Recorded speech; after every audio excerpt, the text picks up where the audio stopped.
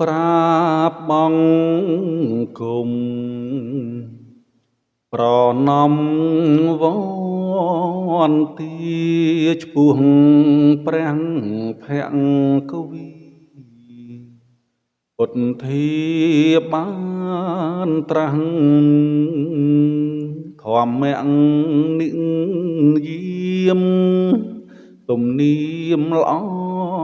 ល្អះ30មុខច្បាស់ខ្ញុំសំពរនីមួយរុនជួយភពគ្រប់ជាតិចង់ក្រោយបារមីនាំឲ្យ